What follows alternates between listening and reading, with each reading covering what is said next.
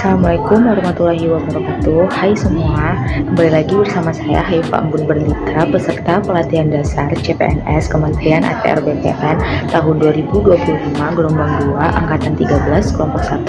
Hari ini saya telah menyelesaikan agenda 2 sinkronus ketiga bersama Bapak Lutfian Riza Sanjaya SSI MSI. Kegiatan ini diawali dengan mereview tugas-tugas yang telah dikerjakan oleh teman-teman kelompok pada hari sebelumnya mengenai indikator berorientasi pelayanan dan akuntabel. Untuk materi pertama hari ini yaitu mengenai kompeten. Ada 3 hal penting yang termasuk dalam indikator kompeten. Yang pertama yaitu pengetahuan atau knowledge, yang kedua itu keterampilan atau skill, dan yang ketiga yaitu attitude atau perilaku.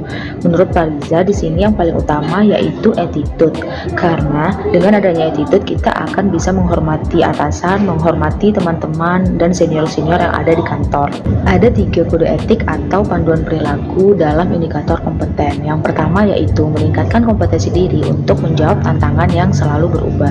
Yang kedua yaitu membantu orang lain untuk belajar, dan yang ketiga melaksanakan tugas dengan kualitas terbaik.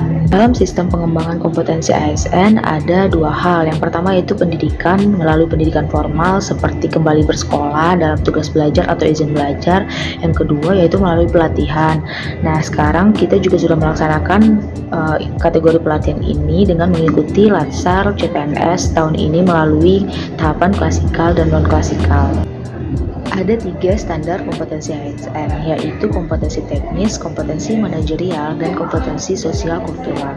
Nah, dalam pelatihan dasar CPNS ini termasuk ke dalam kompetensi manajerial. Selanjutnya yaitu harmonis. Kata kunci dari harmonis yaitu kami saling peduli dan menghargai perbedaan. Ada 3 panduan perilaku dalam indikator harmonis. Yang pertama yaitu menghargai setiap orang apapun latar belakangnya. Yang kedua yaitu suka menolong orang lain, dan yang ketiga membangun lingkungan kerja yang kondusif. Dalam penerapan nilai-nilai dasar berakhlak ada beberapa contoh yang bisa saya lakukan. Yang pertama seperti mempelajari dan menggunakan aplikasi pertanahan untuk menunjang kinerja kita sebagai pegawai di Kementerian ATR BPN.